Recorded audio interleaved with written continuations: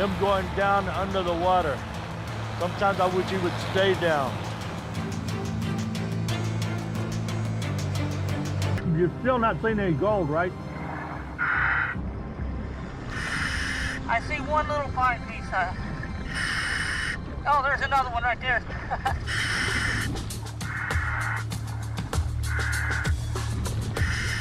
Oh yeah.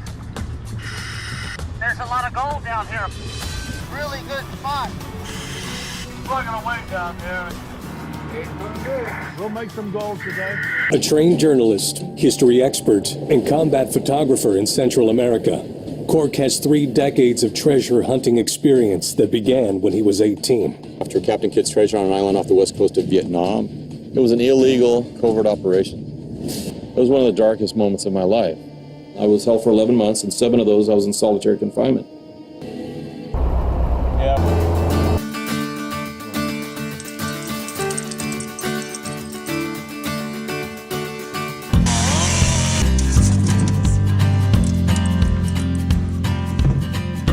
Good afternoon, my lovely chichacos. Once again, I'm back, which was not fun after getting the latest variant of the CCP bioweapon.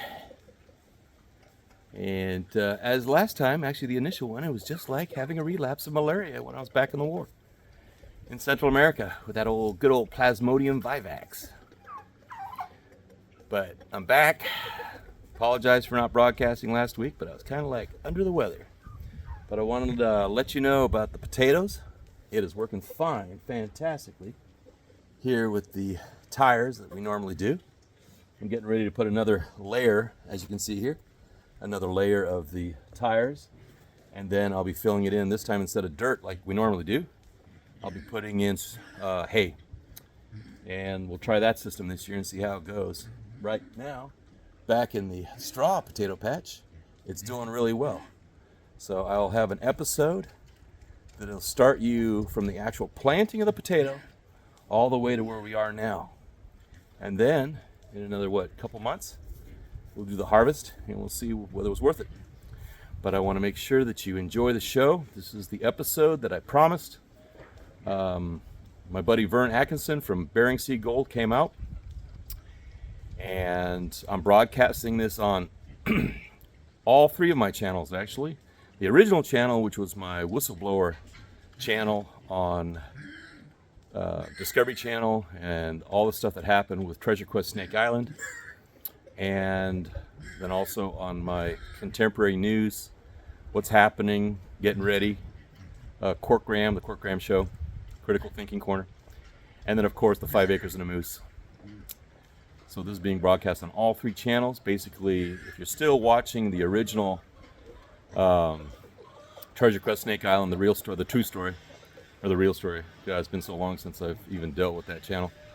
I don't really broadcast on that channel anymore because I'm basically done with Discovery. The only thing I have left over that was the actual book that's available at Amazon. Gives you the full story on the media and how corrupt it is and how it's been played against us.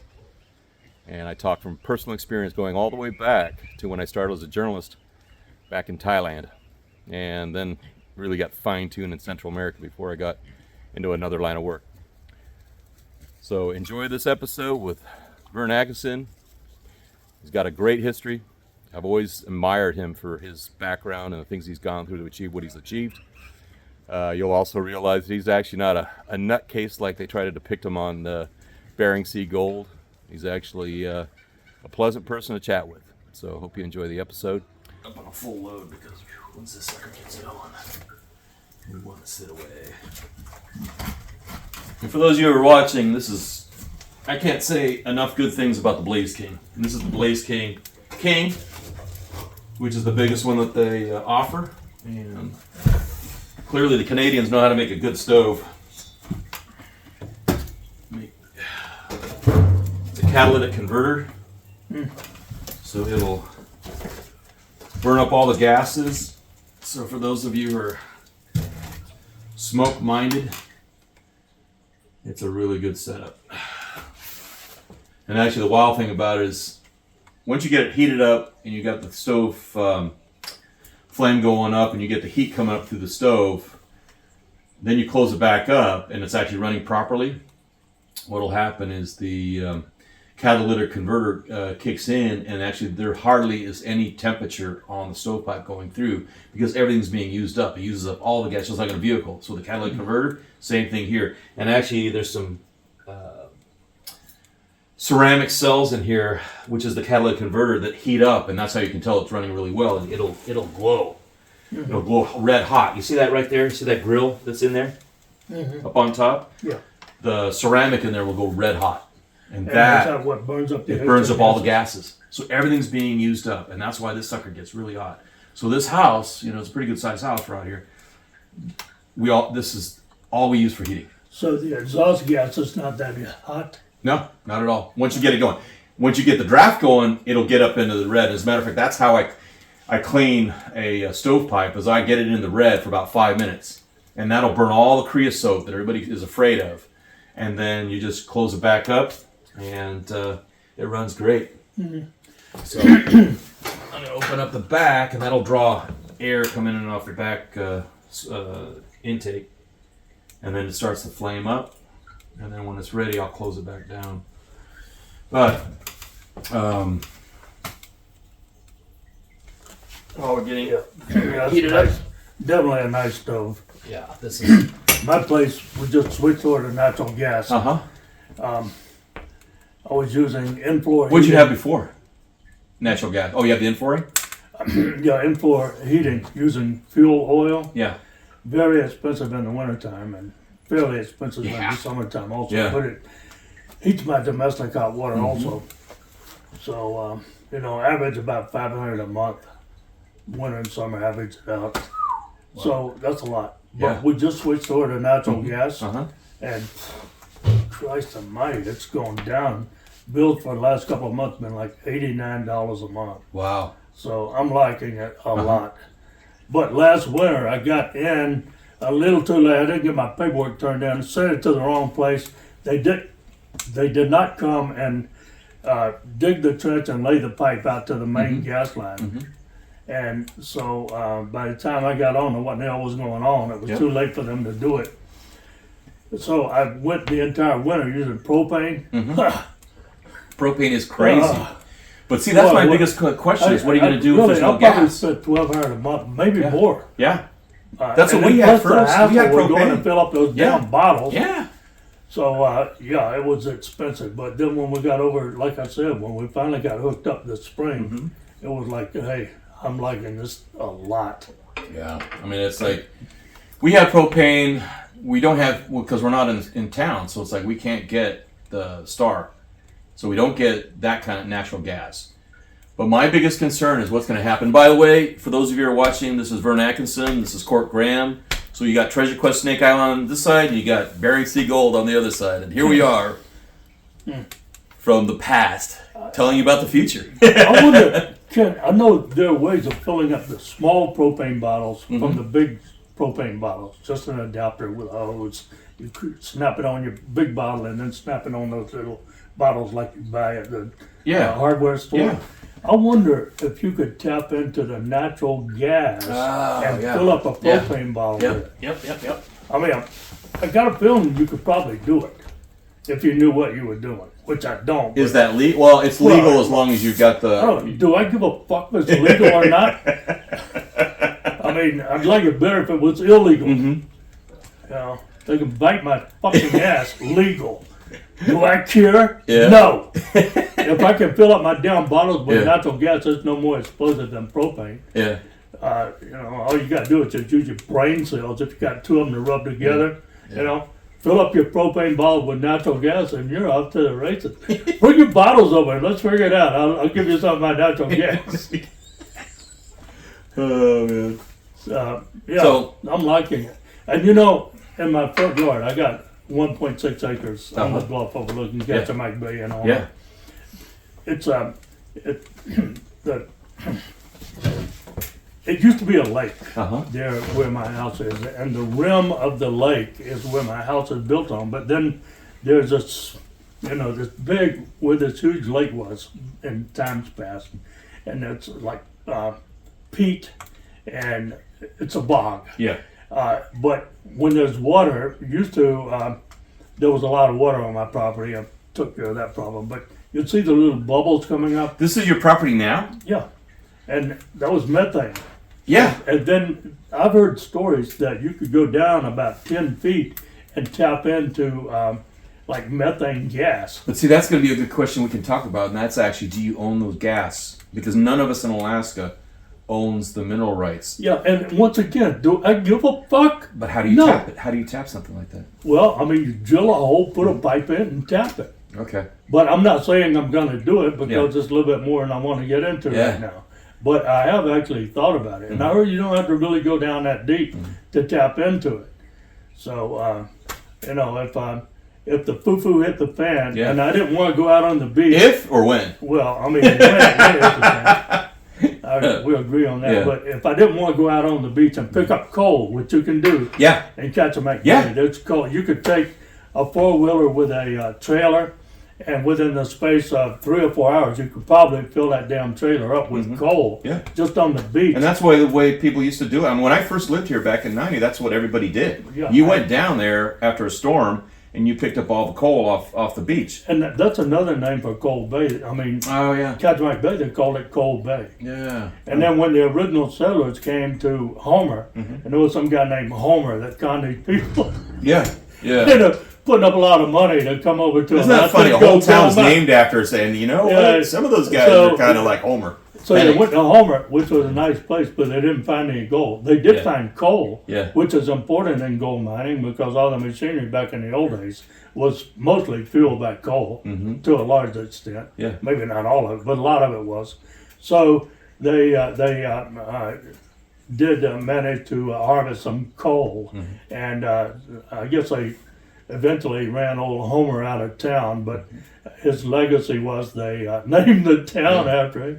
Now, So- I'm curious, and I'm sure everybody wants to hear is like, what drove you to Alaska? What was it about Alaska? Because I can tell you my experience. My experience is I came back from the war in Central America, and so '90s when I got here, I needed a place to get away. And we only lived like 15 miles from where I first lived here back in 1991, and I was in San Francisco. I came back in 2007. I came back. I was living in Nob Hill, and there was it was just a 25-cent price increase on fuel under Bush Jr. And in San Francisco, because the trucks weren't driving, for the food trucks and no delivery trucks were moving, no 18-wheelers were moving, for 2 weeks in 2007, the supermarket in Nob Hill, high end, were empty. The shelves were empty for 2 weeks. And as a result of that, there I was thinking to myself, what's going to happen when something real happens? And now is what's happening. This is happening now. We see that we're way past 25 cents on fuel. We've got a government that is following Saul Alinsky's rules on how to destroy and create chaos for the big plan, and people have no idea what it is, or they don't want to know about it.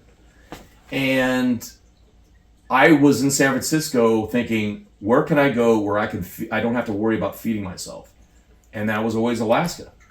But that's only because I knew Alaska, and that's why I warn people who've never been to Alaska, don't believe the Discovery reality TV shows on like, oh, you can live like like homesteaders, off the land, which hasn't been in Alaska since the 50s. You legally can't do what they were able to do in the 50s. And now, because of how, like the otters have come back so efficiently, and that's one of my pet peeves is the Marine Protection Act. It was during Nixon it was created, and it worked. But they've never modified it. They've never said, okay, well now we got to take off the otters, we got to take off the seals, because if we don't, they're going to eat up all the salmon in the rivers and in the oceans. And that's what's happened. Yeah. There's no modification. When you have government come in, it's so hard to remove something that's been put out. And people don't understand that. And a lot of people don't care because they will all be dead by then. That's the answer. I'll all be dead by then. Well, a lot of us are going to be alive when all this crap's going to really hit the fan, and it's already happening. We're looking at we've got China that comes into this country, and they don't even fly American flags in San Francisco, in the reception for somebody who's a leader when it was always an American flag and whatever, out of respect, whatever flag of the visiting I dignitary. don't know how much that's got to do with it, because in San Francisco they haven't flown an American flag since the 60s. Yeah, You that's know? true.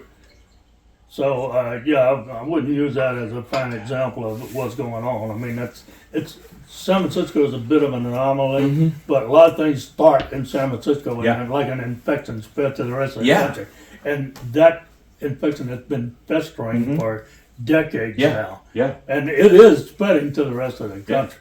Yeah. No doubt about it.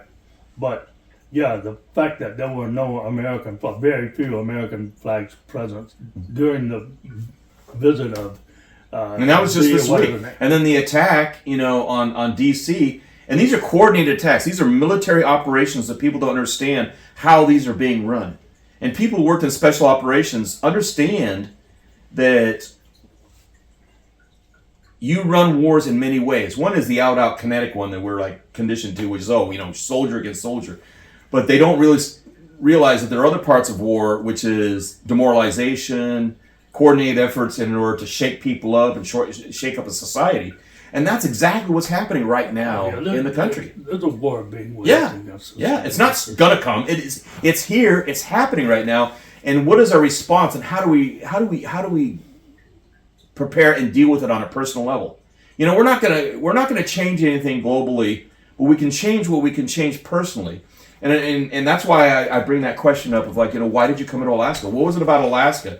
Did you know what was going to be happening in the world? And that's why I did. I came here because I knew where I wanted to be when the shit hit the fan. And here I am. And it's taken 10 years. It was 10 years ago that I came back here and followed up plans, worked hard, continue to work hard, physically, mentally, psychologically, and dealing with all this stuff. It's kind of like, I have family still in San Francisco. My mother, I would love for my mother to come up here, but she says it's too cold. And she can't deal with the cold. And so I have to worry sometimes about what's going to happen to her. And just in a conversation, just to give you an example, what that translates to, and that is food. That's the reason we have the high tunnels here. That's why we have pigs. That's why we got cattle coming in. That's why we have poultry. That's why I can shoot a moose off my property, or I can go shoot grouse off my property. I've got a pond and I can shoot ducks that come in. And those are all coordinated efforts to improve the land, to make it attractive to wild game, protect the wild game at the same time, because there's certain things that I don't hunt on my property, and I just leave them alone so that they'll propagate and reach out and go out to other people, and other people's properties and also on the public land. But it comes down to, I came here with that intention. What was your intention when you came to Alaska? Was it because of profession? Because you're a mariner. I'd like to go into that where you actually started out in the military, in the Army, and then you went from the Army into more of a naval background when you went in the Merchant Marine. How would you like to do? Would you like to start off with Alaska and work your way back, or would you like to go all the way to how you started back in, you said it was in Biloxi, or? No. Well, let's start with the first question, which was what brought me to Alaska. I was shipping out of San Francisco, the Seafarers International Union Hall in San Francisco back in those days. Yeah. What number was that one? There was a number. I remember the Seamen's. There was the Longshoremen's Union, and then there was the. They had the Sailors Union of the Pacific, which was a high class class, and then the Seafarers International Union, and we were shipping out of their hall. I think it was on California Street at the time. Later on, we got our own. I'll say we. I'm not with that outfit anymore. But we got our own union hall later on. But they were affiliated, the SUP and the SIU. I was with the SIU. Okay. 1968. I was 22 years old. I'd been in the SIU since 66, which is when I got out of the Army. Okay, so I caught a ship, an old tanker, huge son of a bitch, called the Achilles. Yeah. It had a Greek captain and a Greek chief mate, and they were both part owners of that ship. So, I'll tell you the reason that's even pertains in a little while, but that ship ran from, I think it was Richmond, California, there in San Francisco Bay, up to Cook Inlet. Oh, wow. Okay. And And so I made 2 runs on that that ship, and being 22 years old, young guy, if you'd have opened up my skull, all these little pussies would have floated out. Right, that's the only thing I was thinking about. So I was concerned. I mean, my main thing when I was getting ready to go up there was, can I get ashore when I get up there? And they said, yeah, you can go ashore, but you got to arrange your own transportation. And I said, what kind of transportation is that? And they said, well, you might can hire one of the natives to bring his goddamn kayak or what do they call those things they float around in? Not a umiyak. But anyway, you could get one of the natives to take you ashore. They were just yanking my chain. Where we went to Drift River, there was a platform. And Where's Drift River? It's across Cook Inlet from Nikiski, which is about halfway up. Oh, wow. And there was so that was at Tyonek? that time it was very new. Tyonek, or was that Tyonek? No, it's not Tyonek. Tyonek's all the way up to the north when you're going towards Anchorage. So what was so what did they have at Drift River? Was They it didn't have fuck all there. nothing? No, there was an oil platform. That was it. An oil But it's on the other platform. side of the rigs. If you look from Kenai, you go straight across. The rigs are up at where you make the turn to go to Anchorage. This is before you get to the rigs, before you get to the modern day rigs. Oh wow. Okay. So, and this was And the one rigs of weren't the there first back ones then. there. This Yeah. was in 1968. So they had this platform, and we'd go there and tie up to this platform using this Swedish wire that was that goddamn thick. And it'd take us like 8 hours to tie that son of a bitch up. And anyway, I quickly found out when I got there that there was no going ashore. There's no way you could talk to the locals. But all I wanted to do was, on my time off, I wanted to go ashore and go to the native village. And I said, how you do all this? And they said, well, you take a 6-pack of beer with you, you go ashore, you go to the native village, and you introduce yourself to some of the girls. Well, that was total bullshit. These guys were having a good time with me, right? Had me all wound up. We get up there, ain't no going ashore. So I made 2 trips on that ship. Now, those trips were not very long. I think it was every 11 days. You go from Drift River, get your load, go back down to Richmond Long Wharf, I think is where we went there in San Francisco. Oh, back, Richmond. If I remember right. Yeah. That's where they had a big explosion. No, it was in Martinez, way the hell up the Oh, river. wow. Huh. Yeah, it was in And what kind of boat Martinez. was that? It was a tanker. A big, at the time, the Achilles was a big-ass tanker. Okay. So, it was not Richmond Long Wharf. It was up the river, up by Martinez, as I remember. Because, this, later on, I'll tell you the rest of the story. So that was the first time I went there. That was in 1968. Yeah. And then on top of that, I read a lot of Jack London, and that guy that wrote the poems, what's his name, Sterling or something like that. Can't remember. He wrote the... Hold that thought. I'm going to check that. Check the cam. Make sure we're good. Yeah, we're good.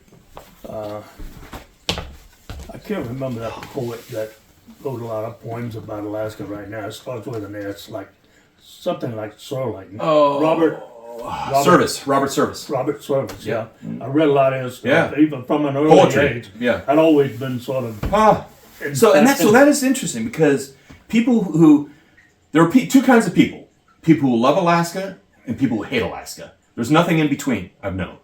And 9 times out of 10, it started when you were a kid. Like when I was a kid in Saigon and in Singapore, all I could dream about was a log home. I wanted a log home, and I wanted to live in Alaska, in the snow. That's all I wanted. Yeah. Well, yeah, because it's hot as hell. Yeah. In contrast to my dad, who was raised in Spokane and Chicago, and all he could dream about was the tropics and living on the beach. Yeah, I just talked to my wife. She's over in the Philippines right now, or lives in the Philippines. She told me last night she had to change clothes a half dozen times every day. Oh, She's yeah, out 'cause it's so working damn in hot. the yard, planting plants and doing stuff. Wow. But it's good for you to sweat. Yeah. I need to get my ass over there. Yeah. And Yeah. I'm one of these days I'm going to take a vacation. Yeah. That's where I'm going. So anyway, back to the story. Then it was some years later, before I got back up there. I think it was in around 1979. I caught that ship in 1968 was the last time I sailed as ordinary seaman. I was ordinary seaman for 2 years. Then, after I finished with the Achilles, I went to New York to the Union School there in Brooklyn, and took all their classes and courses and stuff, and then sat for my AB's ticket with the Coast Guard, and I got my able-bodied seaman ticket. And so I started sailing AB, able-bodied seaman, after only 2 years as ordinary, which was, they had made special dispensation for getting that ticket because of the Vietnam War, and there was a shortage of ABs. They called it a blue ticket, AB. And you could only have like one blue ticket on a ship. Everybody else had to be green ticket ABs. But it was quite a while before I got back up there. In 1979, I caught a ship as third mate on the Overseas Ohio. And it was a full tilt, full rig, kick-ass, mammoth jammer motherfucker tanker. Wow. This thing was 896 feet long by 106 feet wide. San Clemente class. My company had 4 of them. I ended up working later. I went permanent with Maritime Overseas Corporation, and they had 4 of those San Clementes. And at one time or another, I sailed on all 4 of them. Overseas Washington, overseas Chicago, overseas Boston, no, not Washington, Chicago, Ohio. I can't remember the other one right now. So, my first job as captain was on the overseas Chicago. Yeah. And then it was only for a short while. But then later, I caught a job there in Long Beach on the Ohio, and I got on that run between the West Coast and Valdez, and that's when I first got my first taste of Valdez. And I ended up running into Valdez from '79 up until like last year when I retired from piloting. Wow. Quite a long time. I wasn't on that run continuously, but off and on, and then towards the end of my career, I was on it continuously. So where'd you first live in Alaska when you first made the decision to live up here as Homer. compared to... You moved to Homer from the beginning, from the start? I was captain on the Overseas Boston running into Valdez, and I got to know some of the pilots, and 2 or 3 of them, especially this one old gentleman, Captain Bob Herring. He invited me to come aboard with the Pilots Association. And so 2 or 3 of the others, the other pilots, expressed an interest in having me join their association. Finally, I put in my application. At the time, I had an application in Corpus and the lower Mississippi River. No, upper Mississippi River. I like that upper Mississippi River. And I like Corpus. Yeah. But anyway, they took me in here in Alaska, and so I joined the pilot force as a trainee in 1993. Oh, and wow. At that time, they had absolutely the best training course in the world. It had a beginning, a middle, but no end. It was like the requirements. I was in that training program for 4 years. I could have taken up brain surgery. Matter of fact, I did. I did a little brain surgery on that as a hobby. But yeah, it was, and then finally I figured it out. These motherfuckers don't want me to finish this course. Yeah. They're by law, by state law, they have to have a training program. They have to have trainees. Part 135. But, but they have a pilot force, and they split the money amongst themselves, and they don't want to take anybody else in because that's not one more slice of the pie. Oh, yeah. And finally I told him, I said, hey, listen, I told this one of the pilots that I got along well with, we were flying back from Icy Bay over by Yakutat one day, and he said, well, how's it going, man? I said, not worth a fuck. I've been here hemorrhaging money for 4 years, and you assholes, you keep telling me, well, just hang in there, Vern, the doors will open when the time is right. The time is past right. You know, I've already blown my wad, man. I'm in this for about $500,000 million fucking dollars, and I've got a divorce. I got child custody issues. You son of bitches. I'll tell you what, if I could get you all in the same room at the same time, I would gladly throw in a hand grenade and blow y'all all straight to hell. And my buddy Mike, his eyes got like this. Damn, I didn't know you had felt like that. And I said, well, guess what? That's how I feel. Yeah. You know, and furthermore, I'm going to sue you assholes individually and severally, the whole damn bunch of you. If those rules don't change, because they have one rule in there that you had to have a certain number of supervised dockings and undockings in the Whittier. Yeah. No ships have been in the Whittier in 5 years. Used to, they'd every now and then have a straight tanker come in there, but the damn pipeline over the mountains burst and they quit coming in there. So I said, those rules got to change. If they don't, at this next pilot board meeting coming up next month, if they don't, I swear to God, I'm going to sue you motherfuckers. Yeah. And there ain't no bullshit about it. My lawyer already said I already spent a couple $100,000 with that son of a bitch because of my divorce. I'm broke, but he says, I will sue on your behalf. What was it? The rules are capricious and arbitrary. And I'll sue just gratis. I'll do it for free because of the way they treated you. I'll do it for free. So I told Mike, my buddy that I was flying with that, I said, you know, Mike, I'm telling you, if these rules don't change, the hammer's coming down. You know, no more Mr. Nice Guy.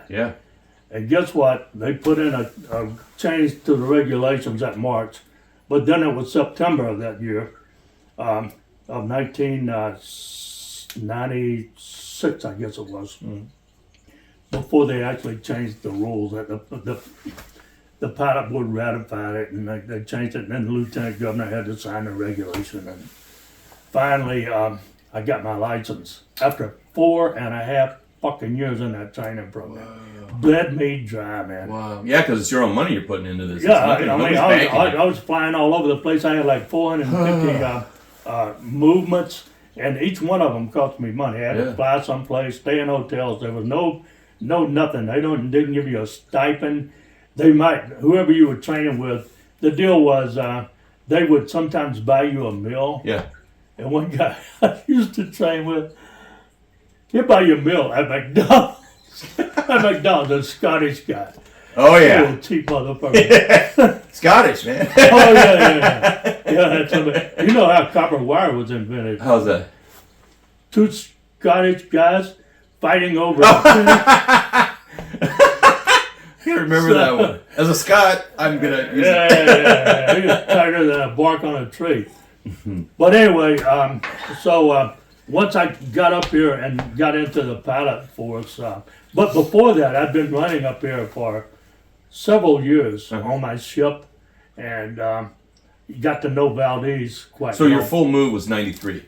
Yeah, I moved up here in '93. I From packed San up and Francisco moved or from no? Texas. I was From living Texas in to Galveston. Mexico. Oh, I've wow. been there for, I guess, 7 or 8 years. I've lived in Galveston. Oh, wow. And Houston and then Galveston. Okay. Because of The fuel, my first ex-old lady lived in Houston. I met her on the beach in Hawaii, but ended up moving to her place in Texas. Another long Okay. story. I'm not getting into it. So anyway, I packed up my 2 little girls. One was 7 months old, the other was 2.5 years old, and my second ex-old lady.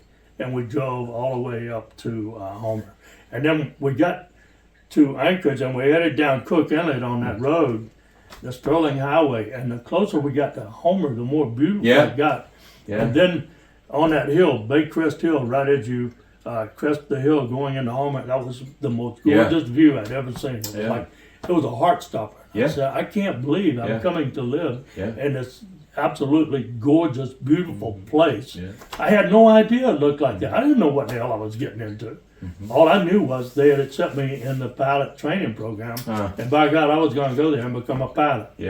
Took me 4.5 years, and you slice and dice it easily. I'm not going to say $500,000, more like $1 million. More like $1 million to get in, you know.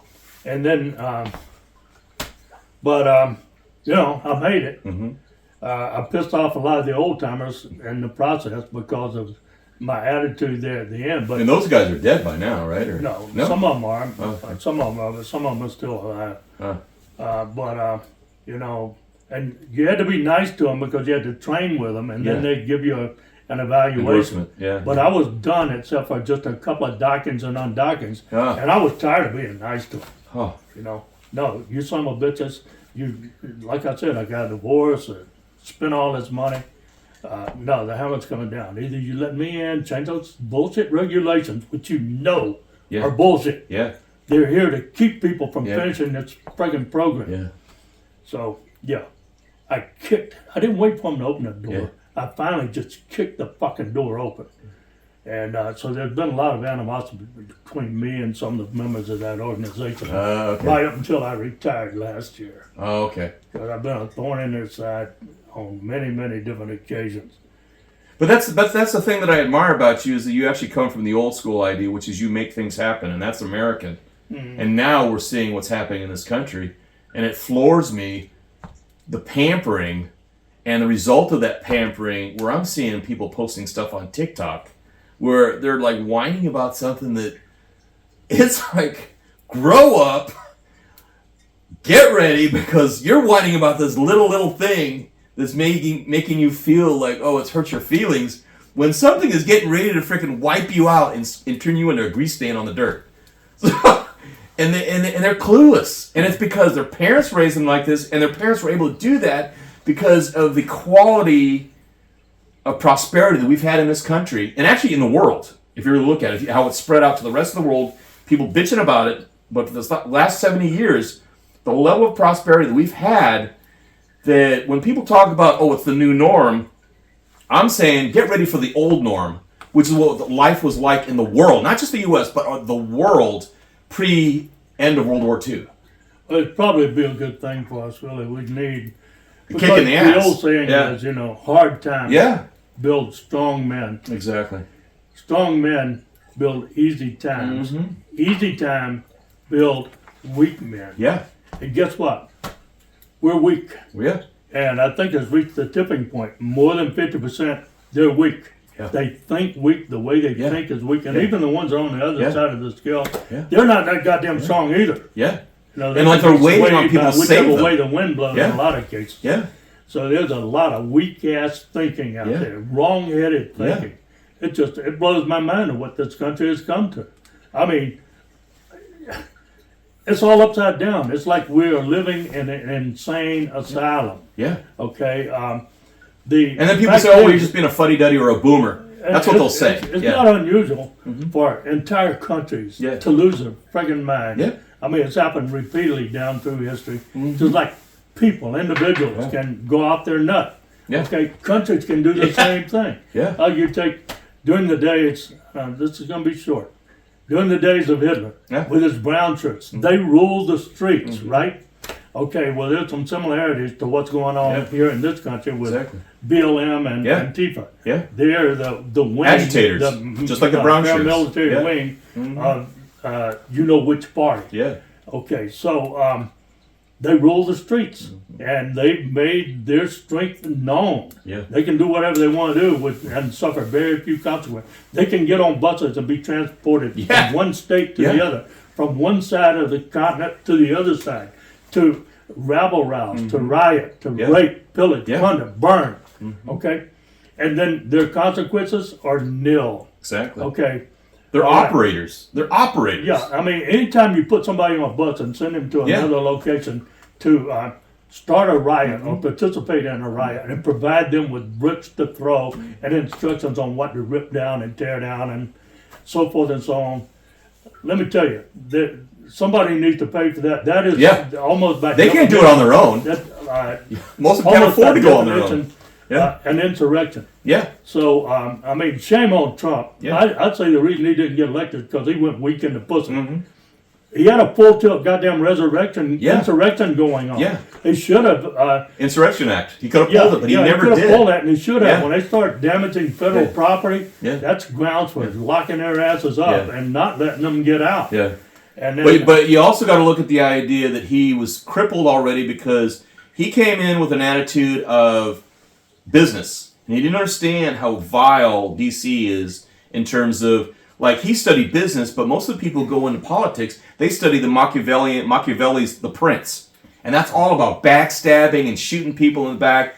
And he had to deal with he chief had of a lot staff. to deal with. He had it Milli coming- Vanilli. I mean, he had look at it Milli coming at Vanilli. He him couldn't from- call the military. He had it coming at him from all directions. He had the press against him. Yeah. The goddamn oligarchs were against. Everybody was against him. Yeah. But still, the fact remains. The guy General went Milley. weak. I mean, look at He that went guy. weak. He went Yeah. weak on that COVID Yeah. bullshit with vaccines, and he's still to this day patting himself on the back about the vaccine. Yeah. I know you're vaccinated. No, I'm not. I'll take No fucking way. Oh, No, I did not. I'm totally against I'll tell you it. what. I'll take a No double fucking dose way. of goddamn COVID Yeah. before I'll take that Yeah. needle in my arm. Yeah. Fuck them and the vaccine. No, too. no. We. I won't mention, but someone very close to me almost lost a job because would not take A the lot of vaccine, people and I was did. totally 100% endorsed the decision because anybody who studied that thing knew it was so bad, and yet people just went in with it because but the government's out there to protect me, and we are taught in the Constitution. People don't even get taught the Constitution anymore. That Constitution is to warn us: beware of big government, and do not think that they're there to protect you. Even Reagan says, the scariest words to hear are, "I'm from the government. I'm here to help." Yeah. Yeah, they don't have civics anymore. And No. It's social studies. My bet is I got social studies. My bet is there are very few people in this upcoming generation that have even Yeah. read the Constitution. Yeah. Let's study it. But I really think that's what cost goddamn what's his face. Because you didn't get vaccinated. Did I get? I gotta ask, because you thought I got vaccinated. Hell no. I just said I'd Yeah. take a double dose of Yeah. COVID before I'd take Exactly. that I had a goddamn double vaccine. dose of COVID. Fuck, And I'll it was take like all a day cold. long. Well, no, I mean, the first time was like malaria. Yeah. That sucked. I never was. I didn't give a shit about Yeah. COVID. Yeah. I mean, if I've survived a lot of the places and things Yeah. I've done, I mean, yeah, okay. So if say worst case, I mean, But you know what? The thing about the ones who did not get vaccinated, we're already seeing the effects. As for me, as an airplane pilot, they're already asking for pilots for corporate jets who have not been vaccinated. So we already know that the wealthy elite know what was up, and now they're asking for corporate pilots to fly their jets to all their WEF and all that kind of crap, and they're doing it with pilots that are not vaccinated. And there's a request specifically for non-vaccinated. So that means all these guys who are working for United and American, they were forced to get vaccinated in order to keep their jobs, and then they're wondering why these people are dropping dead. And they say, well, that's not happening. yeah. Well, they say sooner or later We got to watch that because we could get bumped on YouTube for talking about We could go vaccinating. down that road. Yeah, we can talk about the government. We can't talk about vaccination because pharma is buying out YouTube and all these media control companies. Well, they already bought it, the government, and they already control the media because of all Yeah. their advertising. Yeah. The threat of pulling their advertisement revenue, their dollars, Yeah. that money stream could be cut off instantaneously if these networks broadcast information that's detrimental to their business. Yeah. And then, Pfizer is one of the main culprits, but all the rest of them are right in lockstep Yeah. with them. But, we could talk about all that nonsense another day. Just suffice it to say, that's one reason why I gave up piloting. My knees was shot. Yeah. I had both my knees replaced in 2021, I guess it was. Huh. So. Hey, did you ever try this? Have you ever heard about this? This is a little plug. We do have to make a little bit of money. There's a link, and let me tell you, a Marine buddy of mine suggested I get this. I've had a bad knee since I had a really bad experience with a mortar back in El Salvador in '86. And I've been in pain since 1986 in my left knee. As a result, I'm pain-free right now because of this. This is freaking amazing. There's a link in the comment below and also in the description of this video. If you've had pain, give it a try. I was having a release from pain in my joints within 24 hours. Wow. And my friend, I'll call him out, Mike Deddy, Marine, gun writer, and good friend. He turned me onto this, and I cannot thank him enough. He's even used the word miracle drug. I'm using amazing miracle drug. This is magical in terms of pain. So if you want to get that off Amazon, the link, you can get it off Amazon yourself. I highly endorse it. I can't tell you how much this has helped. Well, I'll tell you, yeah, I will. I still got a few little aches and pains, but nothing serious. Yeah. My knees were just extremely bad. I busted them up with car wrecks, and then I exacerbated the injuries numerous times down through the years, and it just gotten to the point where it's sedentary. it hurts so damn bad to get up and move around, and that causes all kinds of problems like weight gain and so forth and so on. But if I had to give a plug, it would be to Dr. Adcock, who's a surgeon here in Nome. He's world class. This guy studied at down in Houston under Dr. Red Duke. He's a famous trauma surgeon down there. I think the University of Houston Health and Sciences Center, whatever it was. Anyway, long story short, Dr. Adcock does knees. He moved up here several years ago because he likes to go hunting and he likes to keep quiet, and he was tired of all the hustle and bustle. But that guy is a world-class knee surgeon. Everybody in Homer raves about this guy. And I had been hesitant to do it for years. I just would not have my knees operated on. I had arthroscopic surgery done on both of them at various times, which relieved the pain quite a bit. But having these two knees replaced, I got to say, was the best thing that has happened to me physically in a long, long time. Because I got full mobility range of is so important to us. I got, you know, I got full range of motion and no pain. Cool. You know, it's like, cool. you know. I was thinking about getting my knee replaced, you know, and I'm still young to be able to get a knee replacement. My buddy, Mike Denny, I was talking, he didn't do it. And he didn't do it because he took that Omari. That's what floors me. And I'm just like... Well, once you get bone on bone... that's what I got, well... On that anyway, long story short, I'm really glad I got those knees done, both of them. And then I forgot where I was going with all this, but that happened in 21. Then in 22, I finally... May of last year, I retired from the Pilots Association. Now I'm devoting full time to mining. So tell me about the mining. I mean, when did you start mining up in Nome? I went up there, first time was in 2010. I was in the airport in Anchorage coming back from a job, piloting job in the Anchorage airport. I was over in Kodiak, flew to Anchorage. I was getting ready to fly to Homer. I was sitting there watching some idiot politician on television in a little restaurant talking about the economy and some other asinine bullshit. And it made me want to upchuck. It was so fucking phony. And I decided right then, I'm done with this shit. I called up, changed my reservation, and flew to Nome. But why Nome? Well, because Nome is where the gold is. Okay, and I knew there was gold in Nome. And so, and that you could mine it using individual dredges, you know, a little floating.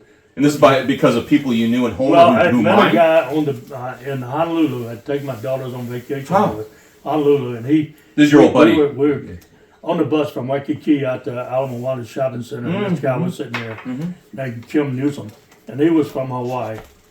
And he was over there on some kind of goodwill, helping people after a big storm type project, putting roofs on houses or some shit. We got to talking about dredging in Nome. I already knew a little bit about it, but since I had him as a connection, that was in the back of my mind. Now, is he still mining? No, he's not mining, but I just talked to him yesterday about something else, another matter. He's still up there. Anyway, I'm sitting there watching this program, talking about the economy and all this, and I knew it was such a load of bullshit. And I've never had faith in paper money. I've known about inflation now, they manipulate the currency, and I've always had faith in gold. And I'd always, down through the years, intended after every payoff of every ship, I was going to go and buy gold and stockpile it, hoard it, or what, save it, whatever. That's what Kiyosaki was doing to Robert Kiyosaki. I never did, because I had that little problem. You open my skull and all these little... Not saving. I had other things on my mind. So, but that particular day, I was just disgusted, and I jumped on a plane and flew to Nome, checked it out a little bit, and I ended up buying a little 6-inch dredge. Me and Kim bought one together. Never did operate it. Kim and I ended up not being able to get along in that particular respect. Don't ever go in partners on anybody with anything like that. I'd say don't go in partners with anybody on a gold mine, on a boat, or on a woman. It ain't going to work out. Y'all going to be each other's throats before it's over. Matter of fact, my other theory is if it floats, flies, fornicates, or eats hay, Rent. Rent. Don't buy. You might die a wealthy man if you keep that in mind. Yeah. So anyway, go to Nome, buy this little dredge. I don't really operate. I ended up, me and Kim had a falling out, and I made him buy my half of it. And but I learned enough about what was going on up there, talking to various people. One of the people I talked to was Zeke. Oh yeah. Zeke lives in Nome, or at the time he did. Now, what's Zeke's last name again? It's a family. Zeke, Tenhoff. Tenhoffs. Yeah, Tenhoffs. Yeah. His folks run Yeah. They're based out of Homer, too, yeah. They build yurts. Yeah. So Yeah. And so anyway, I came here, back down to Homer, and then I don't want to get too long with this, but I'll tell you, this is kind of interesting. I was sitting there at my table one night. Maybe I might have been having a shot of Jameson. And Steve Rydell came creeping over there, knocking on my door. And so we have a couple of snorts, and he told me about this boat that this fellow we knew had. It was like a 28-foot stiletto catamaran. And he said, why don't we buy this catamaran? Why don't you buy this catamaran and we'll sell it down the Yukon and take it to Nome and make a dredge out of it. And I said, well, shit, that sounds like a really fine idea, Steve. So I bought the catamaran, but then I stuck it in a garage belonging to a neighbor 2 houses down and started converting it into a dredge. And I hired Zeke to spearhead that, and I was involved in the design of what became the Wild Ranger. That's what the Ranger's based on, a catamaran? Yeah, it's a stiletto catamaran. And so, but then as time went by, I decided that I'd just send it up there on a barge. So that spring, the spring of 2011, I took it to Anchorage and put it on a barge, the first barge of the season, and got it up to Nome, where I spent another few months finishing it up and turning it into a dredge. And it turned out to be a pretty damn good dredge. So I will give Steve credit for. And what type of dredge you running off of there? It was 8 an inch 8-inch suction 8 inch? dredge. Okay. Yeah. And how long was your sluice? Sluice box? It went between the hulls, the twin hulls. It's an 8 foot. And later, during that time, I also put some auxiliary aluminum hulls in there, but it went between pontoons in there, 2 aluminum auxiliary pontoons, and it went between all this, and it was up underneath the cabin, and then you could remove this floor plate to get into the back end of the box. And if I remember right, that sluice box was 12 feet long. It was a standard Keen sluice box. I bought it new. 12 feet long, 3-stage, slick plate, drop which down, goes with course, the 8 foot, and then, 8 inch. And then an upper course, you put a tray, and then an upper course there. It's one run, or is it divided? It's a single plate, run. Then it drops down and goes along the undercourse, but it's screened over, so some of it doesn't drop down. It goes over the top, and there's a tray that separates the upper and lower course about that high off the bottom of the sluice box. So what it does is it splits the flow. You come in 28-inch box, you got your flare, it comes in, part of it drops down and goes along the bottom, the other part goes across the top. So it effectively doubles the width of your box. So if you got a 28-inch box, it becomes double that. Interesting. Okay. So and so you got all your nugget traps. You start the nugget traps up you can move that tray where the drop down is. You can move that tray back or forth to adjust the width of the drop down and control how much flow you get underneath and how much flow you get on top. Okay. So anyway, I bought all that gear new from Keen. And so that was a standard issue Keen dredge. Well, this was. Yeah, the sluice. And then you modified it. I got a like a 42 horse Kubota diesel engine with it that was new, but I had problems. I won't go through all the problems I had on startup. My main problem was the idiot that I had dredging for me.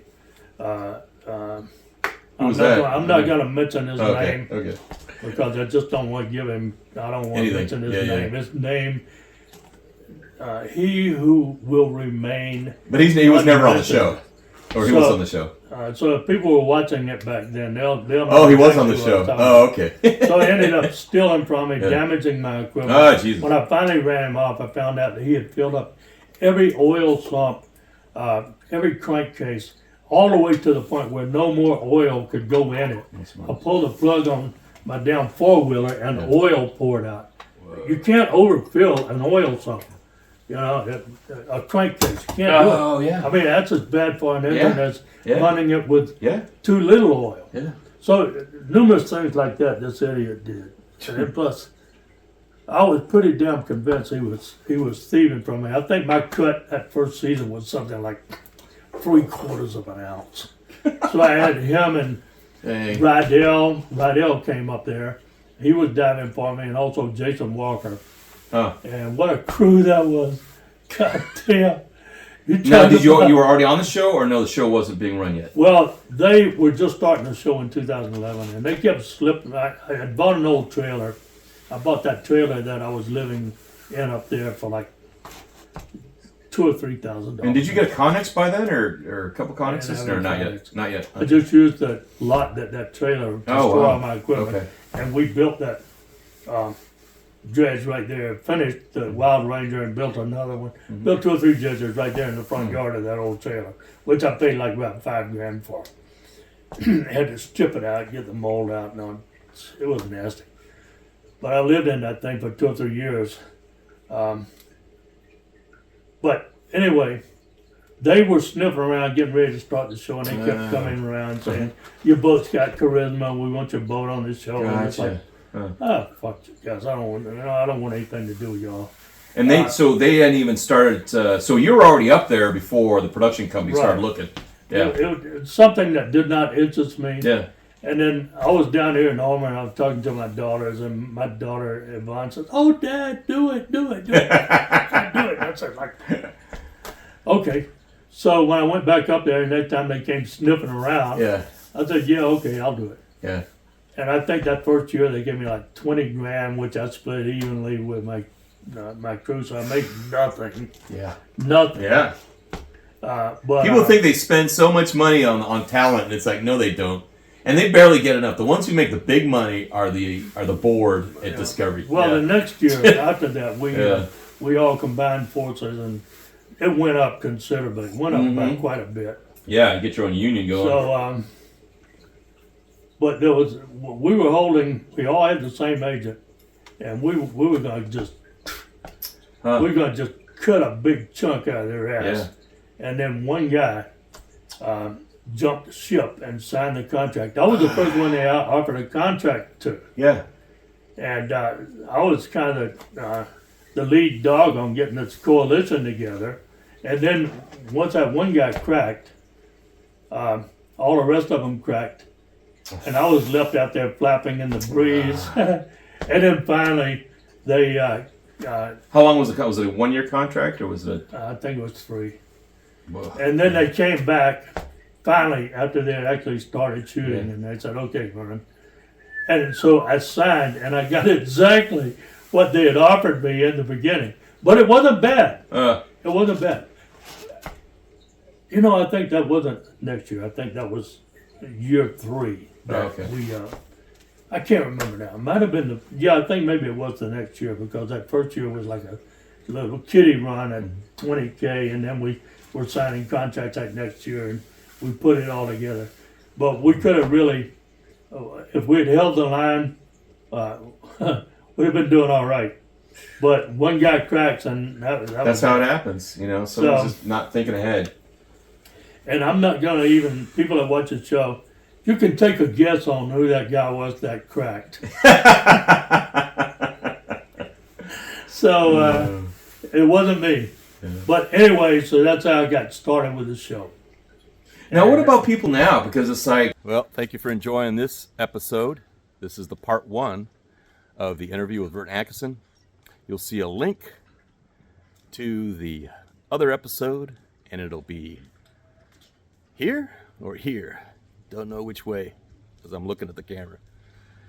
But click on that one, it'll take you to part 2. and I hope you enjoy that one also. And if you haven't subscribed, please like and subscribe, and please share, because we don't get ahead or even get any recognition, because I know I've been censored. I've been censored because of the agreements between Discovery Channel and YouTube, that I'm on their list. So they don't like me talking about things, especially when it's stuff that affects their business of lies. But if you would, please like, subscribe, share with your friends. Here's this episode that you just watched with part 1 with Vern. Part 2's coming up, and then I'll have a bunch of other episodes. And if you're also watching on the Cork Graham Show, please like and subscribe over there. If you're here on the 5 Acres and a Moose, of course, like and subscribe. If you're on the original first channel, which was the Treasure Quest Snake Island, the real story, please come over to the Cork Graham Critical Thinking Corner show, or also to the 5 Acres and a Moose if you're interested in homesteading and actually getting ready for what's coming, which is pretty dang close right now. We'll talk about that further. But all the best, stay safe, watch your six, and hasta el otro lado. See you on the other side.